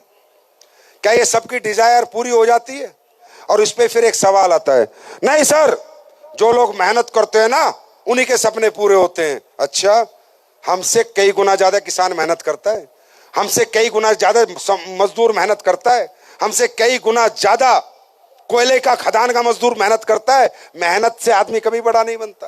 रिक्शा वाला मेहनत नहीं करता, ऑटो वाला मेहनत नहीं करता, और पूरी दुनिया में एक वो बना रखा है परसेप्शन क्रिएट कर रखा है, मेहनत वाले बड़े बनते हैं, मेहनत वाले बड़े बनते हैं। अरे मेहनत वाले कभी बड़े नहीं बनते। मेहनत की कोई वैल्यू नहीं है। मजदूर के 8 घंटे की कीमत 800 रुपए है और उसी डॉक्टर के 8 घंटे की कीमत 8000 रुपए है। मेहनत की वैल्यू नहीं है, वैल्यू प्लेटफॉर्म की है कि किस प्लेटफॉर्म पे वो मेहनत हो रही है। मेरी बात को ध्यान से समझना। आप लोगों की प्रॉब्लम मालूम है क्या है? जब आप लोगों को कोई व्यक्ति करोड़ों की बात बताएगा, तरक्की की बात बताएगा, आप डर जाते हो, आप घबरा जाते हो, आप अपने आप से सवाल करते हो, यार ये तो मैं नहीं कर सकता, यार ये तो मेरे से नहीं होगा। क्यों? क्योंकि आपको अपने जीवन की सच्चाई नहीं पता। आपको लगता है मुझसे मेहनत नहीं होगी। अरे मेहनत कहां नहीं कर रहे आप? नौकरी में मेहनत नहीं है? 8 से 8 60 साल तक मेहनत नहीं है? 60 साल तक एक ऑफिस में जाना, रोज आना, ये मेहनत नहीं है? रोज 12 घंटे जाना, संडे की सिवा छुट्टी नहीं होती, क्या ये मेहनत नहीं है? कौन कहता आप मेहनती नहीं हो? आप, मैं सही बताऊं, शारीरिक रूप से कमजोर नहीं हो, बात है मानसिकता की। आप मानसिक रूप से कमजोर हो जाते हो। जब भी बड़ी बड़ी बातें होती हैं, बड़े फंक्शन होते हैं, बड़ी दुनिया देखते हैं, बड़े लोग देखते हैं, हमें डर लगता है। आप लोग इतने डरे हुए लोग हो, बुरा मत मानना, आप 5 स्टार होटल में घुस नहीं सकते, आपको डर लगता है ये तो बड़े लोगों के लिए बने हैं। वो पैदा बड़े नहीं हुए थे, धरती पे आके संघर्ष करके बड़े हुए हैं। आप मानसिक रूप से इतने कमजोर हो, बड़े शोरूम में जाने से डरते हो, मर्सिडीज के शोरूम में जाने से डरते हो। क्यों? आप डर चुके हो, घबरा चुके हो। आपको मालूम नहीं है कि आपके अंदर ताकत क्या है, आपकी पावर क्या है। वो एहसास शायद आज आपको हो जाए। अब सुनो मेरी बात, इंसान कमजोर नहीं होता, वो मानसिक रूप से कमजोर है। हम शारीरिक रूप से कमजोर नहीं है। हम किससे कमजोर है? मानसिक रूप से। अब मैं आपको बताता हूं, आप कहते हो आपकी मेहनत नहीं बिक सकती करोड़ों में, अरबों में, आपको लगता है मैं नहीं कमा सकता।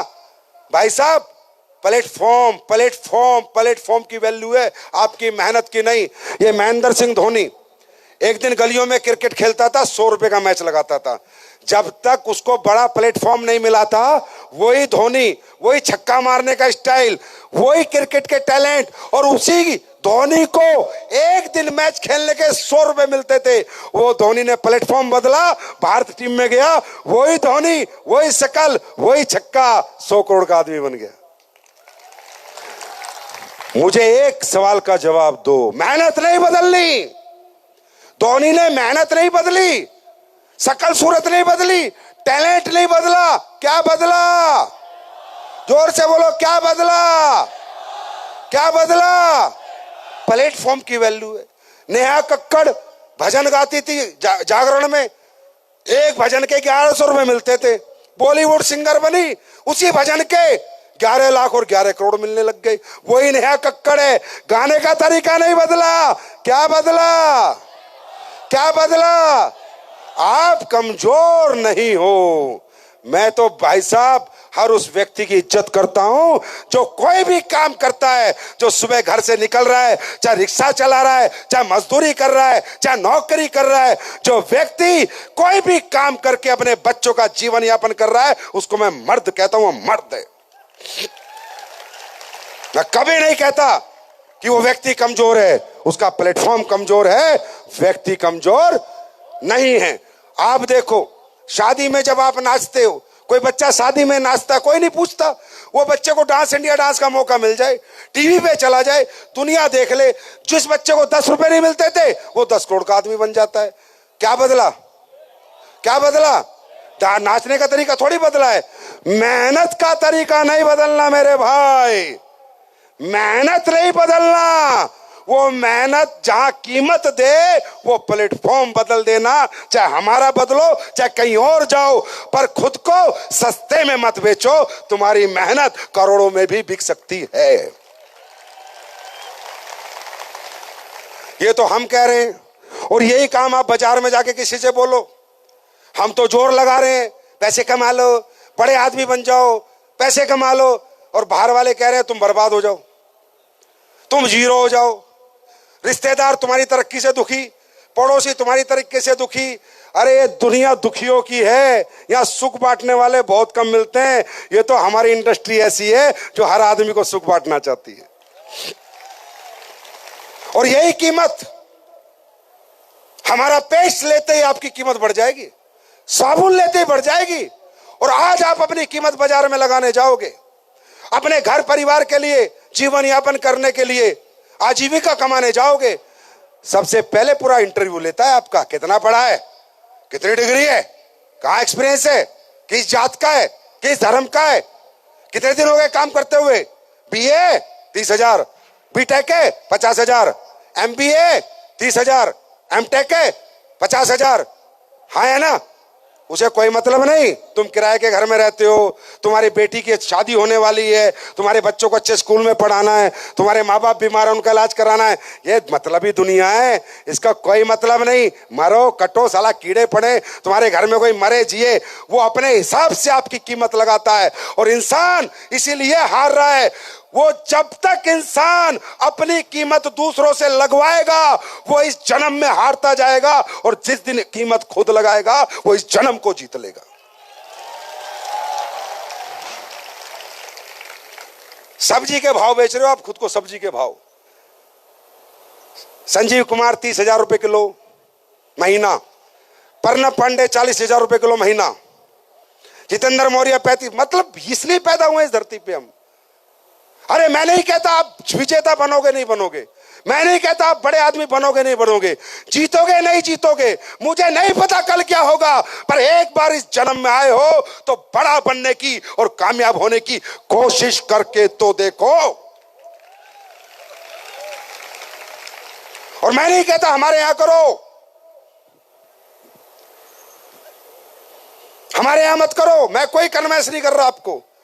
कुछ भी करो पर कुछ बड़ा करो, कोई भी काम करो, कोई भी काम करो, हमारा काम मत करो, पर अपने जीवन में आए हो, इस पृथ्वी पे आए हो, तो कुछ तो ऐसा लिख के जाओ अपने घर में जो आने वाली 10 पीढ़ियां मिटा ना सके। चाहे कुछ भी करो। मैं कब कहता हूं डायरेक्ट सेलिंग करो? मैंने किसी को नहीं कहा डायरेक्ट सेलिंग करो। मैं तो कहता हूं भाई डायरेक्ट सेलिंग बिल्कुल मत करो, क्योंकि कामयाबी में मैं कब कहता हूं कि डायरेक्ट सेलिंग में पैसा है, डायरेक्ट सेलिंग में सबसे ज्यादा नाम है, सम्मान है, पहचान है, मैं कभी नहीं कहता। मैं तो कहता हूं भाई दुनिया में बॉलीवुड स्टार को ज्यादा पैसा मिलता है, हमें तो कम मिलता है। क्रिकेटर बनो, एक्टर बनो, सिंगर बनो, डांसर बनो। मैं कब कहता हूं आप डायरेक्ट सेलिंग करो? मैं किसी को सलाह नहीं देता, क्योंकि कामयाबी ये कहती है अगर इंसान तुझे मुझे प्राप्त करना है तो तीन ही तरीके हैं, या तो पढ़ाई लिखाई दे दे, उच्च शिक्षा दे दे, या टैलेंट दे दे इनबिल्ट कोई गाने का, नाचने का, खेलने का, या पैसा दे दे और भला हॉस्पिटल बना ले, स्कूल बना ले, होटल बना ले। कामयाबी कौन कहता है डायरेक्ट सेलिंग में मिलती है? आप कमा लो कामयाबी, ले लो कामयाबी, इतनी पढ़ाई करो। मैं तो कहता हूं पढ़ाई करो, आईएएस बनो, आईपीएस करो, साइंटिस्ट बनो, देश का नाम बड़ा करो। मैं तो कहता ही नहीं डायरेक्ट सेलिंग करो। मैंने तो किसी को आज तक सलाह नहीं दी। मैंने कहा पहले दूसरे काम करके देख ले भाई, डायरेक्ट सेलिंग किसको करनी है? अगर आपके पास पढ़ाई लिखाई नहीं है तो भी एक तरीका बड़ा बनने का, inbuilt talent, singer, dancer, boxer, cricketer, Bollywood actor, Hollywood actor, अरबों खरबों रुपए मिलेंगे, यहां से कई गुना ज्यादा पैसा मिलेगा और नाम भी मिलेगा। मैं कब कहता हूं? और अगर छोड़ो, ना पढ़े लिखे हो ना टैलेंट है, बड़ा पैसा लो, प्रयागराज में होटल बना लो, हॉस्पिटल बना लो, स्कूल बना लो, पैसे ही पैसा मिलेगा, नाम सम्मान पहचान सब मिलेगी। हाँ है ना? मैं तो उसी आदमी को कह रहा हूं डायरेक्ट सेलिंग कर जिसको लगता है ना मैं पढ़ पाया, ना मेरे पास उच्च शिक्षा है, ना मेरे पास ऐसा कोई टैलेंट है कि मैं कुछ स्टार बन जाऊं, और ना मेरे पास पैसा लगाने को पैसा है। जो कहता है कि मैं कुछ नहीं कर पाया सर, अब कामयाबी कैसे मिलेगी, उसी को बढ़ाते हम अपना हाथ, आ हमारे साथ, हम दिलाएंगे कामयाबी। क्योंकि हमारी इंडस्ट्री कहती है ना तेरा पैसा चाहिए, 5 रुपए नहीं चाहिए, ना तेरा टैलेंट चाहिए, ना तेरा पैसा चाहिए, ना तेरी पढ़ाई चाहिए, ना तेरी उम्र चाहिए, ना तेरी जात चाहिए, ना तेरा धर्म चाहिए, ना तेरा जेंडर मतलब मेल हो फीमेल हो, गरीब हो अमीर हो मिडिल क्लास हो। कोई भी व्यक्ति जो बाहर की दुनिया में सपने पूरे नहीं कर सकता, वो एक दुनिया में पक्का पूरे कर सकता है, और उस दुनिया का नाम है एस्क्लेपियस वेलनेस प्राइवेट लिमिटेड। बात समझ में आई? तो भाइयों मानसिकता बढ़ाओ, सोच बड़ी करो, बड़े बनो ना बनो, सोचो तो बड़ा। जब सोचोगे तो बॉडी वैसे ही रिएक्ट करेगी, माइंड वैसा ही रिएक्ट करेगा। आप कमजोर मानसिक रूप, शारीरिक रूप से आप कमजोर हो क्या? अंबानी के लड़के से कमजोर हो क्या? बताओ। टाटा के लड़के से कमजोर हो क्या शारीरिक रूप से? आपकी प्रॉब्लम क्या है? मानसिकता। और मानसिकता की प्रॉब्लम क्या है? जिस घर परिवारों में तुम पैदा हुए हो, जिन मोहल्लों में पैदा हुए हो, उन्होंने आपको मानसिक कमजोर बनाया है। इंसान मानसिक मजबूत कहां से बनता है? एटमॉस्फेयर से, माहौल से। अंबानी के लड़के ने कभी सोचा होगा मुझे फौज की नौकरी करनी है या मुझे टीचर बनना है? सोचा होगा क्या कभी? बिरला का लड़का सोचेगा क्या कभी? ये हमारे लड़का क्यों सोचता है, हमारे बच्चे क्यों सोचते हैं? क्योंकि वो कमजोर माहौल है। जब हम पैदा होते हैं कमजोर घर में पैदा होते हैं, आर्थिक स्थिति कमजोर, स्कूल कमजोर, मास्टर कमजोर, दोस्त कमजोर, रिश्तेदार कमजोर, पड़ोस कमजोर, माँ बाप की सोच भी कमजोर। बिरला कहेगा अपने बेटे को जा बेटा प्रोफेसर बन जा? बोलेगा क्या? क्यों? वो मजबूत सोच के लोग हैं, मानसिकता बड़ी है। तो ये कहना चाहता हूं कि एक बात याद रखना, तुम मानसिक कमजोर थे नहीं, पैदा नहीं हुए थे मानसिक कमजोर, इस माहौल ने तुम्हें मानसिक कमजोर बनाया है। अगर तरक्की करनी है तो कमजोर लोगों को छोड़ो, कमजोर मानसिकता से दूर आओ और मजबूत मानसिकता के लोगों को अपनाओ। तरक्की छक मार के तुम्हारे पास आएगी। करना चाहते हो? अरे तरक्की करना चाहते हो? शारीरिक रूप से नहीं टूटोगे तुम, जाग सकते हो, भूखे रह सकते हो, भाग सकते हो, यहां से टूटते हो। मैं तो कहता हूं झोपड़ी में घर सही, अगर किराए का घर सही, झोपड़ी में रहना सही, कोई दिक्कत नहीं। आज कमजोर है, किराए का घर है, पैसे नहीं है, लेकिन सोच मजबूत लेके निकलो। घर कच्चा हो लेकिन जब घर से बाहर कदम रखो तो महल बनाने की सोच लेके निकलो। एक दिन ऊपर वाला जरूर सुनता, भगवान जरूर सुनेगा, क्योंकि इंसान जैसा सोचता है। प्रैक्टिकल एग्जांपल दूं, रात को सोना बिना अलार्म लगाए, बिना अलार्म लगाए सोना, 4 बजे उठना, ट्रेन है, सिर्फ सोचना, आंखें खुल जाएंगी। अरे खुलती है नहीं खुलती? अरे तुम्हारी सोच में बहुत ताकत है। तुम सोच के तो देखो, क्यों डरे हुए हो, क्यों घबराए हुए हो? नहीं हुआ तो, मैं नहीं कर पाया तो, मेरे से काम नहीं हुआ तो, प्रोडक्ट नहीं बिके तो, मेरे प्रोडक्ट किसी ने नहीं खरीदे तो क्या हो जाएगा? अरे नहीं हुआ तो नहीं हुआ, कोशिश करके देख ली, मेहनत करके देख ली, नहीं हुआ तो जैसा था वैसा रहेगा। आज कौन सा कलेक्टर है तू?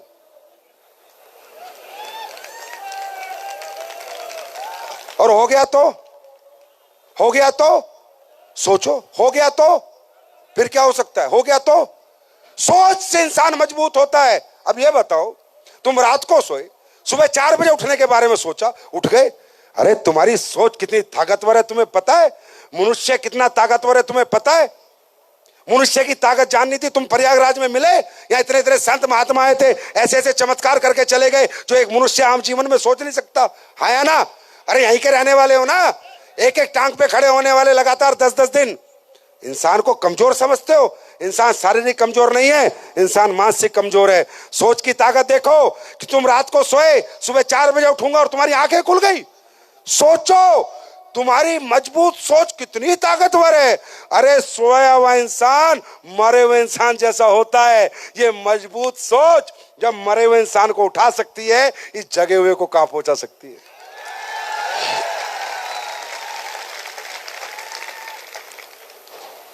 रात को जाओगे सोने, अभी यहां से जाओगे ना, क्या सोचोगे?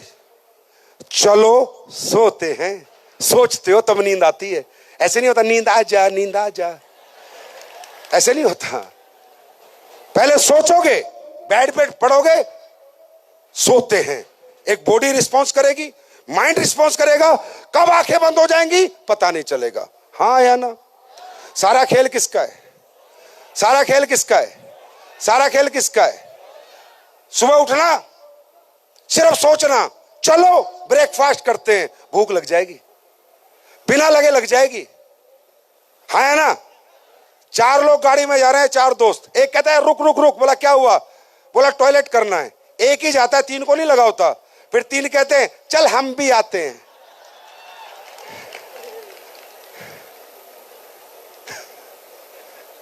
कहां से आ जाता है पता नहीं चलता। इसी तरह जिस दिन तुम मजबूती से सोचने लग जाओगे, तरक्की कहां से आएगी, कैसे आएगी, तुम्हें पता नहीं चलेगा। तैयार हो? अरे बड़ा सोचने को तैयार हो?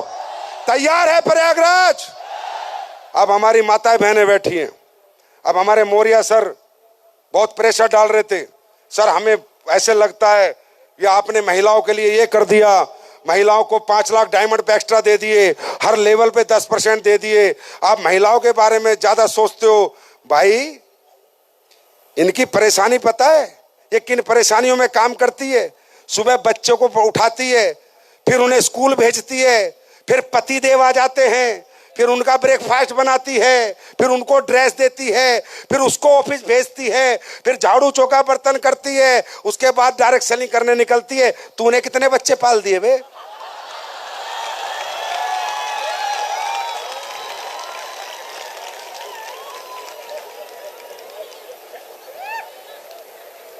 महिलाओं के तुम्हें समर्पण नहीं पता। और सुनो, ये टोपाज में आदमी ज्यादा आ रहे हैं, रूबी ज्यादा आ रहे हैं।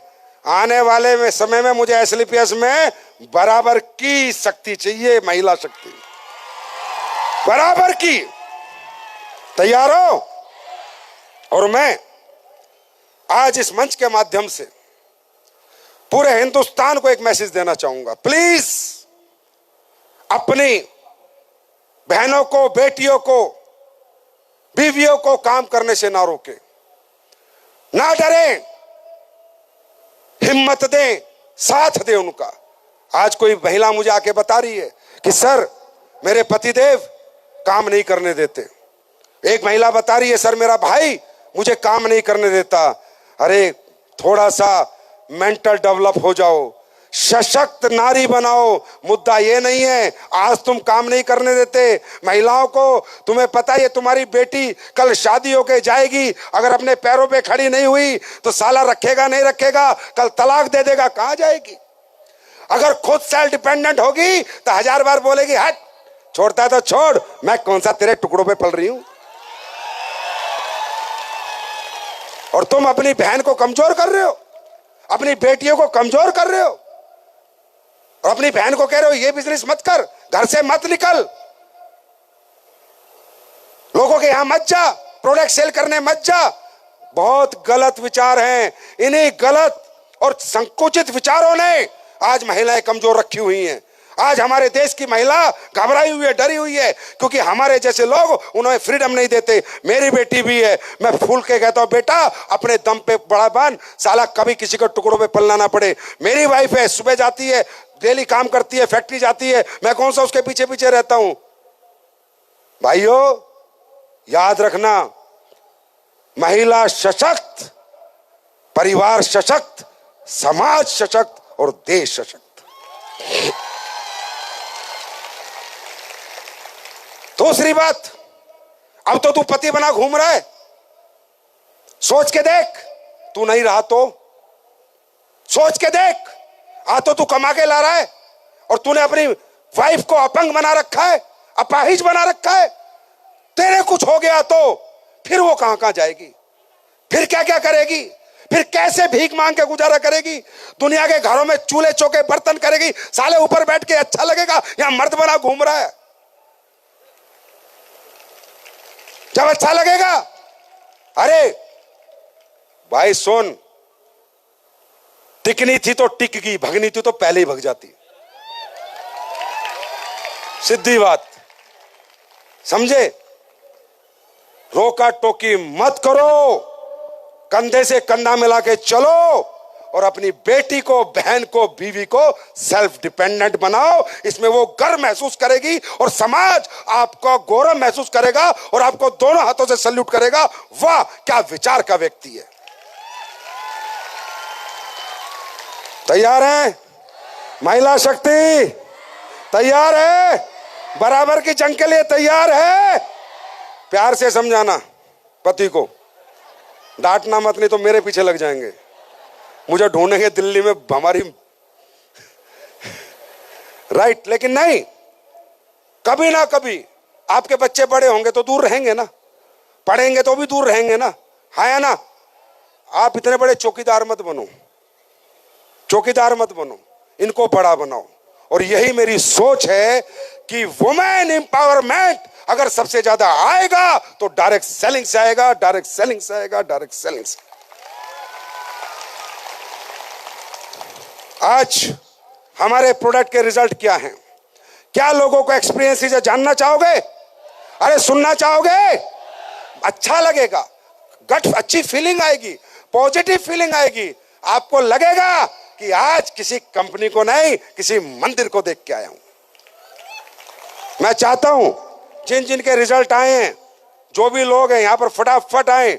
और ये आप ही के प्रयागराज के लोग हैं, ये कोई सेलिब्रिटी नहीं है, इनको कोई पैसे नहीं दिए, ये इनका फोन नंबर है, ये अपने बारे में बताएंगे, इनकी रिपोर्ट है, इनका घर है, मकान है, दुकान है, गांव है।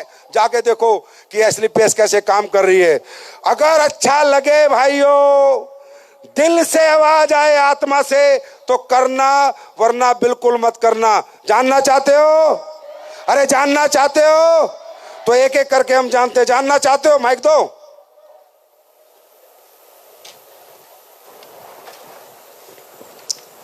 हम देखते हैं आप ही के लोग हैं। मैं पहली बार प्रयागराज आया हूं। देखो मजे की बात क्या है कि पहली बार प्रयागराज आया हूं तो प्रांगण में पैर रखने की जगह नहीं है। मेरे आने से पहले जब तुमने ये जलवे कर रखे हैं तो मुझे पता है मेरे जाने के बाद तो तुम आतंक मचा दोगे।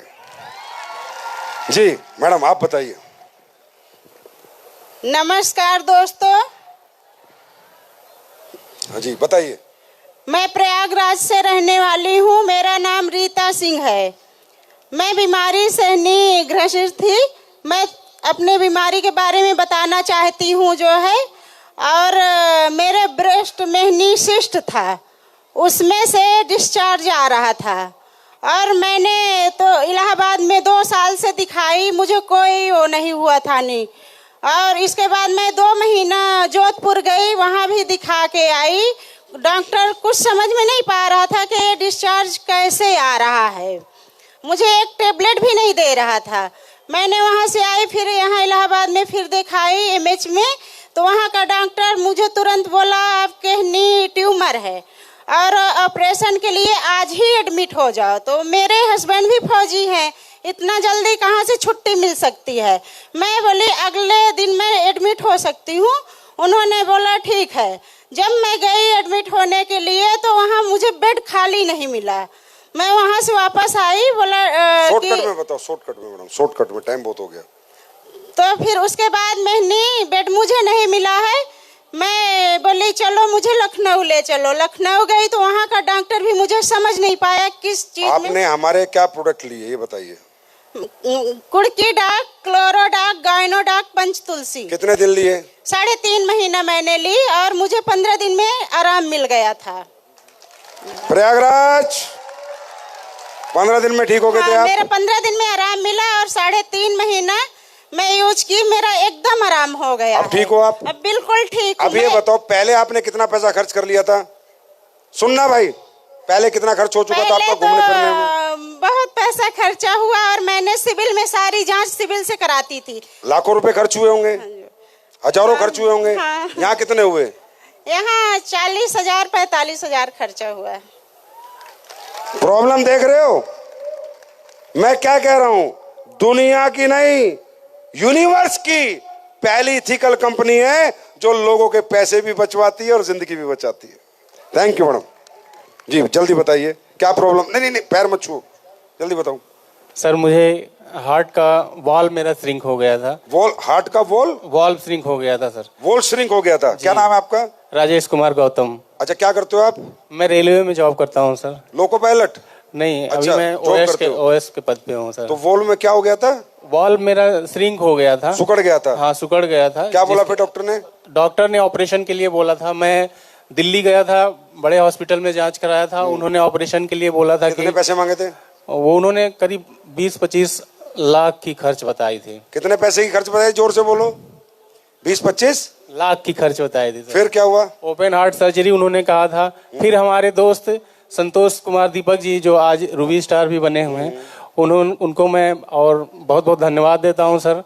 और आपको मैं सर, क्या प्रोडक्ट लिया आपने? मेरा क्लोरोडाक चलाया गया था, थंडर ब्लास्ट चलाई गई थी और अर्जुन स्टेट चलाया गया था और लिवोडॉक कार्डियोडॉक चलाई गई थी सर। हाँ, मतलब ये 4 प्रोडक्ट आपने लिए, आपको 30 लाख की ओपन हार्ट सर्जरी बताई। अब क्या सिचुएशन है आपकी? अब सर मैं, अगर आप इजाजत दें तो मैं 4 लाइनें आपको गाकर सुना दूं सर। सुना सुना दो। बादब बादब थाम लो दिल को सब, ये जमीं चूम कर सब कहो झूम कर, हे ऐ वतन जान जा जान मन, ये समा ये बहार दिल फिदा जा निसार। ऐ वतन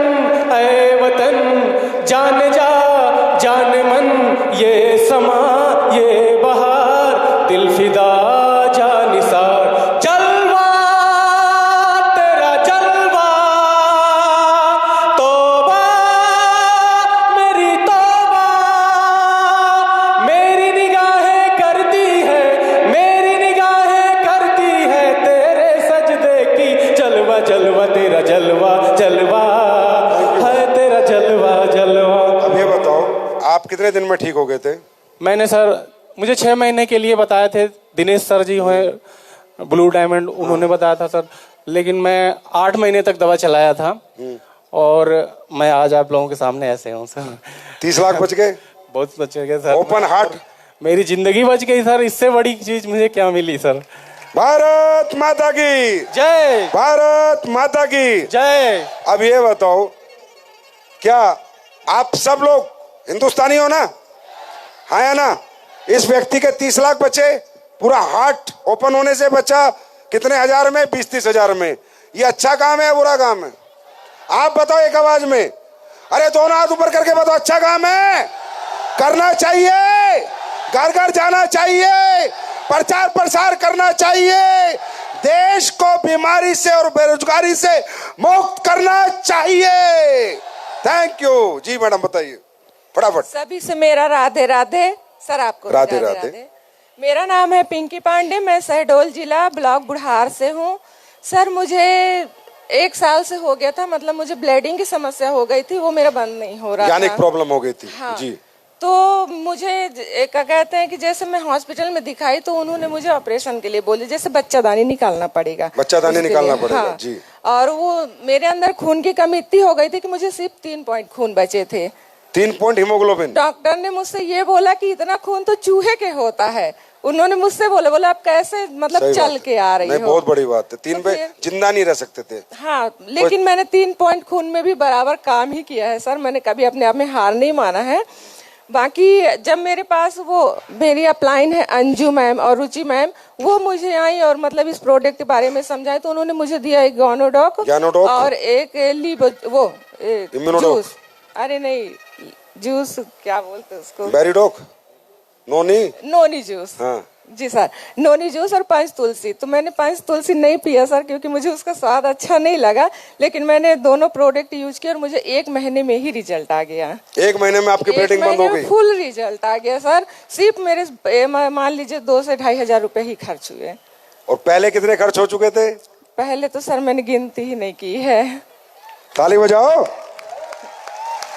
thank you so much madam, God bless you. अब आगे, अभी ठीक हो आप? जी बताइए। प्रणाम सर, मेरा नाम सरिता पटेल है, मैं यहीं प्रयागराज से ही हूँ।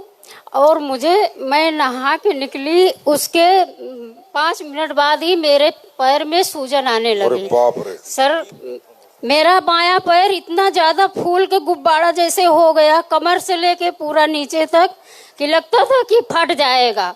उसके बाद मैं जो है, उस समय कोरोना भी चल रहा था, ये बात है आज 22 मार्च है, तो उस समय भी 22 मार्च ही था। आज 3 साल हो गया। फिर क्या हुआ? उसी समय मैं जब निकली तो फिर हॉस्पिटल मुझे ले जाया गया, जहाँ पे मुझे कहीं एडमिट नहीं किया जा रहा था। फिर किसी तरह से एडमिट किए, 1 हफ्ते में हॉस्पिटल में थी। उसके बाद हॉस्पिटल वालों ने मुझे निकाल दिया, बोले कि आप घर जाइए या नहीं तो यहाँ आपको कोरोना हो जाएगा। फिर मैं घर आ गई तो मेरे हस्बैंड डॉक्टर रमेश चंद्रा और इनके एक फ्रेंड थे डॉक्टर संतोष यादव जी, आज उन्हीं की बदौलत मैं इस मंच पे खड़ी हूँ कि थंडर ब्लास्ट और गायनोडॉक, यही 2 प्रोडक्ट मैंने लिया। अच्छा। वो भी मैं 3 महीने का कोर्स था, उन्होंने बताया कि बीमारी क्या थी मैडम? बीमारी का आप नाम- बताओ, ये डॉक्टर साहब ये बताएंगे, मुझे भी नहीं पता ज्यादा बीमारी बताना। मैं 40 साल से BMS 40 BMS कर रहे हो आप? हाँ, क्या बीमारी थी इनको? Deep vein thrombosis. हाँ। ये ऐसी बीमारी है जिसमें जो गहरी आप वाली। डॉक्टर हो? जी सर। कितने साल से प्रैक्टिस कर रहे हो? 40 साल से। 22 साल पतंजलि में रहा हूँ सर। अच्छा, 22 साल पतंजलि में भी रहे हो? जी अब बताइए। डीप वेन थ्रोम्बोसिस क्या होती है? तो ये क्या होता है कि जो बड़ी वाली धमनी होती है पैर की, हाँ। आर्टरी, हाँ। उस आर्टरी में पूरा क्लॉट बन गया। ओके। एकाएक, और वो क्लॉट बन गया, क्लॉट बनने के बाद एकाएक स्वेलिंग आ गई। मैंने बहुत ट्रीटमेंट किया, कहीं कोई रिलीफ नहीं रहा। पतंजलि का भी किया, मैं तो डॉक्टर था, मेरे जितने मित्र थे सारे लोगों को मैंने दिखाया, लेकिन कहीं इलाज नहीं मिला। लोगों ने कहा कि इसका ऑपरेशन करा दीजिए। ऑपरेशन करने के बाद क्या होगा कि हो सकता है इनका पैर सो जाए हमेशा के लिए। हमने कहा नहीं, ऐसा ही ठीक है। हमारे फ्रेंड हैं डॉक्टर संतोष कुमार यादव सर, वो जुड़े हुए, तो कहे भैया आप जुड़ जाइए। मैं नहीं जुड़ा। अपनी आईडी दे दीजिए, मैंने नहीं जुड़ा, क्योंकि मुझे डायरेक्ट सेलिंग से बड़ी नफरत थी। लेकिन अब क्या मोहब्बत है? बहुत ज्यादा सर, बहुत ज्यादा। यही तो चाहिए था मुझे। और 11 साल पहले यही तो मिशन था मेरा। ये जितने डायरेक्ट सेलिंग से नफरत कर रहे हैं ना, इनका मोहब्बत में कन्वर्ट कर देंगे। सर हमारे बीच में हमारे गुरु कुलदीप मुदगिल सर बैठे हुए हैं। इनको मैंने आगरा में सुना, मैंने बहुत क्वेश्चंस लेके गया था डॉक्टर संतोष सर के साथ, और बहुत कुछ मैं जाऊंगा तो ये पूछूंगा, लेकिन सर का एक वाक्यांश मैंने सुना, मेरे सारे क्वेश्चंस डिसॉल्व हो गए, अपने आप डिसॉल्व हो गए। तो डॉक्टर साहब मतलब ये जो डीप ये होती है फिर इसका इलाज कम है, बहुत कम है ना? बहुत कम है सर, बहुत मुश्किल होता है। बहुत मुश्किल। और हमारे 2 प्रोडक्ट से ठीक हो गई है एकदम। गायनोडॉक एंड थंडर ब्लास्ट आज भी मैं देता हूं, और मेरी आवाज आज 64 साल की उम्र में जो है वो 30 शॉट की आवाज है। हाय हाय हाय डॉक्टर साहब, thank you so much doctor साहब, सो नाइस ऑफ यू। आप जैसे अच्छे लोग देखिए 40 साल को आपको प्रैक्टिस करते हो, सही को सही कहो, गलत को गलत कहो। इसलिए ये पहली कंपनी है जो ओपन पब्लिक को बुला के बात करती है। हमें पता है हमने कुछ गलत किया ही नहीं, दुनिया इधर से उधर हो जाए एसलीपीएस पे दाग नहीं लगा सकती। ये बीमारी जल्दी होती नहीं है। तो सर आप जो है प्रचार प्रसार करो, लोगों को बताओ। सर टोपाज बन चुका हूँ। अच्छा, अरे वाह, टोपाज बन गए हो, वेरी गुड डॉक्टर साहब, गॉड ब्लेस यू। फिर मिलते सर एक लाइन आपके लिए, केवल या सबके लिए एक लाइन। जाम पर जाम पीने का क्या फायदा, जाम पर जाम पीने का क्या फायदा, शाम को पिया है सवेरे उतर जाएगी, और एक जाम एसलीपीएस का पी कर देखो यारों, जिंदगी खुशियों से भर जाएगी, जिंदगी खुशियों से भर जाएगी। थैंक यू डॉक्टर साहब, love you so much, thank you brother. जी अंकल जी। जी दोस्तों नमस्कार, मेरा नाम है पवन कुमार बैस, मैं सीधी जिला रहने वाला हूँ, मध्य प्रदेश का। मेरा कमर में बहुत दर्द था, बहुत इलाज करवाया, वो ठीक नहीं हुआ। ये कहा मतलब बताए कि वो मैडम बताए कि वो आप दवाई लीजिए, आपका वो कमर ठीक हो जाएगा। मैंने दवा लिया और 1 महीना में अच्छा हो गया। क्या लिया था आपने? लिया था थंडर ब्लास्ट, ऑर्थोडॉक और ये यार हमारे प्रोडक्ट याद सबको रहते हैं ना। वो लिए थे त्रिफला, हाँ, डायरेक्ट सेलिंग करे ना करे प्रोडक्ट सारे याद है। लिवोडॉक और एक तुलसी लिए, और मतलब 1 महीना के अंदर ठीक हो गया। 3 महीना हम उपयोग किए। अच्छा, आप यहाँ पर जो आए हो आप डायरेक्ट सेलिंग करते हो? जी करते हो जी, करने लगे आप भी? से करने लगे हम, मतलब ठीक हो गए तो हम करने लगे, मतलब मतलब 3 महीना से करने लगे, मतलब हमारा ये दूसरा लेवल हो गया है, तीसरा मतलब होने वाला है। क्या बात है, इसको कहते हैं रियल डायरेक्ट सेलिंग। लोग प्रोडक्ट से खुश हो, पैसा खर्च किया उन्होंने, उनको फायदा हो, उसके बाद वो प्रचार प्रसार के लिए निकले, इसे कहते हैं real direct selling. Thank you भाई साहब, थैंक यू सो मच। जी लास्ट। नमस्कार सर। नमस्कार। मैं राजगढ़ मिर्जापुर जिला का रहने वाला हूँ, नीरज सिंह। मेरे इस तरफ पूरा दर्द खाने में पीने में आज 7 साल से था। क्या था इधर? जी पूरा भन मतलब जैसे न खा सके, न पी सके, न बोल सके। हमारी भेंट इनके सर और वंदना मैम से हुई और बोली कि यही दवा लीजिए, और मैंने मंजन, तुलसी, इम्नोडेक सब 5-6 दवा 6000 का दिए। दूसरी बार लिया हूँ और पहले जैसा मैं फिट हूँ। अभी ठीक हो गए आप? जी। कितने दिन में? डॉक्टर ऑपरेशन के लिए बोले थे। अच्छा, ऑपरेशन के लिए बोले थे? जी, MRI कराया, बहुत दवा, मतलब मैंने लगभग 3 लाख रुपए का। 3 लाख रुपए का? जी। और हमारे यहाँ कितने के लिए? अभी 12,000 का हुआ है। और उसमें आराम हो गया? जी। पूरा हो गया? पूरा। या थोड़ा बहुत बच रहा है? अभी बचा है, थोड़ा सा बचा है, वो भी हो जाएगा। जी। ताली तो बजा दो, दुआ दे दो। धन्यवाद। Thank you. तो भाई आपकी मर्जी, ये आपके सामने, ये काम हमें करना है। और ये बहनें जितनी मेरी बैठी हैं, आपको आईडी बेचने नहीं निकलना है 100 SP वाली, इसके लिए जाओगे आप परेशान हो जाओगे। आप लोग पहले प्रोडक्ट से कंज्यूमर क्रिएट करो, 3 तरह का नेटवर्क बनाओ, एक कंज्यूमर का, एक अपने नीचे सेलर का, तीसरा नेटवर्कर का। जो डायरेक्ट सेलिंग करने वाली महिला होगी वो खुद चल के आएगी कि आपको क्या मिलता है। आपका काम है प्रोडक्ट लेके जाने, हर दिन 250 SP 200 SP लेके आने। आपको ये मतलब नहीं है जुड़ेगा ये काम करेगा, ना ना ना, काम करने वाले अपने आप पैदा होंगे। आपको SP बेचने हैं। अभी जैसे मिशन मलेशिया चल रहा है नहीं चल रहा? अगर मिशन मलेशिया में आप ये देखोगे मैं इतनी टीम बनाऊंगी तो आप घबरा जाओगे। इसी को दूसरे दिमाग से देखो कि क्या करना है। फ्रेशर ब्रॉन्ज को 250 SP बेचने हैं पूरे हफ्ते में, समझे? सिल्वर को 296 SP बेचने पूरे हफ्ते में, गोल्ड को 350 SP बेचने हैं मात्र, प्लेटिनियम को 400 450 SP बेचने हफ्ते के, एमराल्ड को 600-700 एसपी बेचने हैं, टोपाज को 7,700 एसपी बेचने हैं, हर दिन के 100 एसपी पूरी टीम में बिकने चाहिए। दोस्तों, डायरेक्ट सेलिंग में सेलिंग को महत्व दो, सेलिंग को, डायरेक्ट सेलिंग में सेलिंग को महत्व दो। हमारा कोई भी फाइटर सुबह घर से निकले तो शाम को एसपी लेके आए, खाली हाथ ना आए। हर घर में चाहे साबुन हो, चाहे सरफ हो, चाहे पेस्ट हो, चाहे राइस ब्रेन हो, जाएंगे तो कुछ तो देके आएंगे। Are you ready? मलेशिया आने के लिए कितने लोग तैयार हैं? मिशन मलेशिया की तैयारी है, प्रयागराज तैयारी है। भारत माता की, भारत माता की, भारत माता की। वंदे वंदे वंदे। आप सबका बहुत बहुत धन्यवाद। प्रयागराज के इन पवित्र लोगों को मैं प्रणाम करता हूं। Thank you so much. God bless you, love you all, wish you all the best.